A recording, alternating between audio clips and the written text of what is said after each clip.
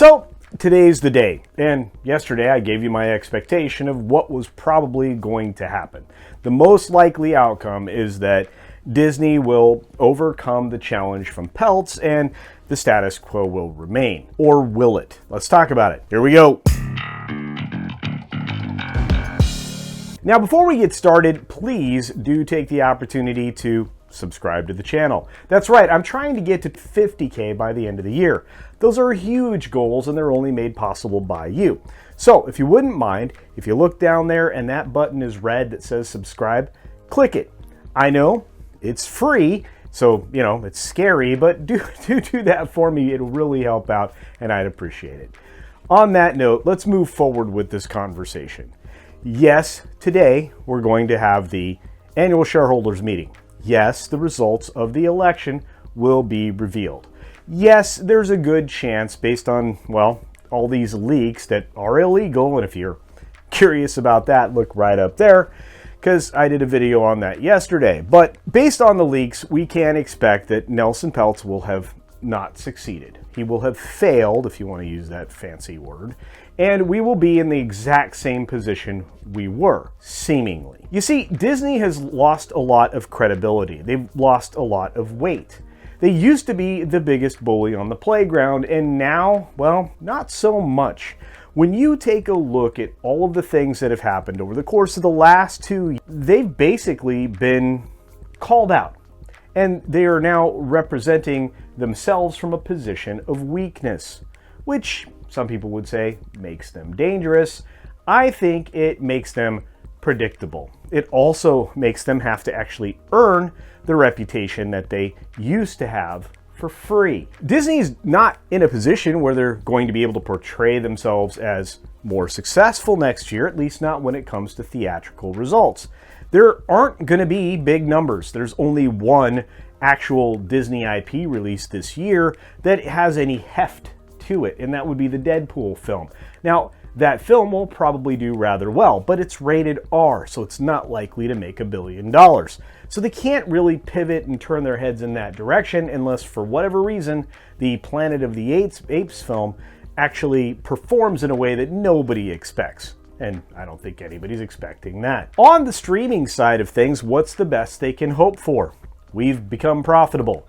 But how exactly? See, it's kind of being revealed to the rest of the world that streaming's been an incredible waste of time and money, especially in Disney's case. They've gone out of their way to spend hundreds of millions of dollars on individual shows, which is no way to go about trying to make something profitable. None of the Marvel shows, the Disney shows, or anything like that has actually put them in a position to win. You see, you have things like Paramount Plus, you have things like Max, you have all these other streaming services that are still struggling themselves, and Disney is just destroying the catalog of offerings that they could have. All you have to do is look at the recent revelations that, we've been telling you about for months now, that Indiana Jones is likely the biggest loser we've ever seen, with no way to recover that box office revenue because all the IPs are destroyed, including Star Wars, which they seem to try to hang their hat on. They're not exactly going to come out looking rosy there either. So, streaming's a big loss.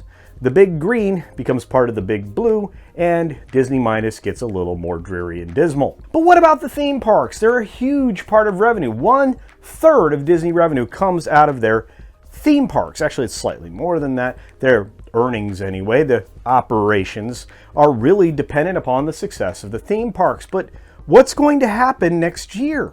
Well, we have the opening of Epic Universe, which creates an unfortunate situation for Disney in that they are going to lose a substantial amount of market share. Some people project going forward that Universal will strip away another 20 to 25% of the number of guests that they've had and enjoyed over the course of the last several years. I look at the numbers that have not bounced back the way that they wanted from the era of the global crisis. If you look at the TEA reports, or ACOM, or whatever one you want to look at, they're both the same thing now, you'll find that the Disney attendance is nowhere near pre-pandemic levels. Big problem for Disney, hard to generate revenue, and yet they have to keep trying to elevate prices of everything in order to keep the status quo or to impress Wall Street. I don't think Wall Street's impressed, and I think the emperor having no clothes is finally being revealed to the market at large. Now let's get to the biggest point of failure for Disney, which is their linear networks, which they leaned into in a huge way, to the point where they took huge losses in India and lost a lot of opportunities to expand their offerings in many different countries. Mostly because they were stalling on Hulu, which I think Comcast is going to come at them for and punish them. But we're going to set that aside for now. The funniest part of this whole linear problem is that Disney put themselves there and then put themselves at a disadvantage because they paid far too much for Fox. There's no additional revenue to be gained there. They've not really taken the opportunity to capture more earnings because they own this new catalog. In fact, probably the biggest point of negligence is letting all of that material sit and rot. Another problem that they have going forward into the next year is that nobody is going to buy any more of their real estate options because guess what? Disney's a real estate company. Most people don't realize that, or I pull it into their frontal lobe to realize that Disney makes a ton of money off of DVC, Disney Vacation Club. And there really just isn't the revenue there to keep pushing that model forward because nobody can afford to borrow money and nobody can afford to, well, go on vacation anymore. These things with a bad economy are going to start rearing their ugly head, and all you have to do is look at car sales to recognize that everything that's been being pressed by the government and the media at large is, well, not really materializing and is actually backfiring. Well, we can get into those subjects on another video, but I think you can just look at the fact that even Tesla sales are dwindling. So what does that actually mean? Well, at the end of the road, I anticipate that Nelson Peltz will be back. Why wouldn't he be? He sees an opportunity to gain more money, and as I fully expect, after this vote, and again, the eventual loss of Peltz and Rasulo, which again, I could be wrong, and I will be pleasantly surprised, and I'll be happy to make a counter video if that happens. But if Peltz loses today, and he likely will, what happens? Well, he'll still be back in a year. He'll be there because there will be more opportunity there. The stock is going to go down because the artificial elevation from the proxy battle will no longer exist. People will take their profit and walk away. Same thing I said yesterday, only I think it's even more true now. And because all these people will be walking away from Disney, they will be no better off, and it will look like the success of Disney and Disney's board was an absolute failure. So who bails them out? The institutionals? Well, I don't know. BlackRock taking the position they did, Vanguard taking the position they did, State Street taking the position they did, they all fell in line with the existing board. And it didn't make the company any better. So they're going to look a little weak, and a lot more people will be paying attention. Do you think they're going to up their stake in Disney? I don't know. We'll see. Maybe they'll think they're taking advantage of the situation. I just don't think so. Ultimately, all that this means is that, well, we're separated by another year, and a stronger case can be made by Nelson Peltz at that time. He spent a ton of money this time around, not as much as Disney, who spent reportedly over $40 million on their campaign, but he's spent enough money to know that they don't want him there bad. They don't want anybody from the outside. It's terrifying to them, which means something is wrong inside that company. Something is rotten.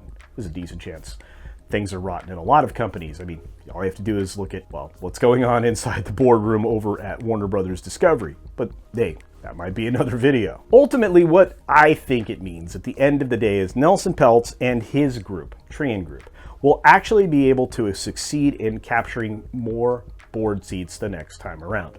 Why? Because Disney's lined up for failure. They can't afford to expand the theme park offerings that will make a difference, because once investors catch on that China is a sinkhole, you're going to have to stop dumping money over there.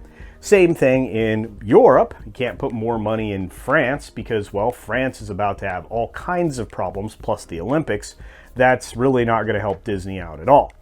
And then most people don't realize, but the offerings that are available in Japan, those wonderful parks that are there, well, they're actually not owned by Disney at all. They're owned by Oriental Land Company, and while Disney does enjoy some benefits and revenues from there, it's certainly not something that they can, control outright. And who's to say how much longer OLC will even listen to Disney at all? After all, what Disney's trying to do to their version of the superior Splash Mountain. At the end of the day, I don't look at this as something that's a pure negative. Yes, Disney will suffer going forward. Yes, more IPs will be slayed. Yes, Disney will destroy more inherent value that existed in their company, and they'll diminish the brand because they've decided to turn away from America and family. Those are the two things they sold themselves on. Just go look at some of the videos recently that have been dropped over at That Park Place and WDW Pro, and you'll understand what that means. So I guess the overall message today is that no matter what you hear, positive, negative, or otherwise, there's still hope in the future. Not a lot, but maybe a year from now, there'll be huge levels of hope. On that note, let me know what you think down in the comments section below. Are you thinking what I'm thinking? Am I wrong? I would love to find out retroactively with your comments that you were wrong, Culture. Because, hey, on this one, I want to be wrong. And finally, do you agree that sometime, maybe a year from now, we'll end up with maybe 4 or more board members from the Trian Group? I hope so. As always, be sure to take care of yourself, take care of others, and until next time, see ya.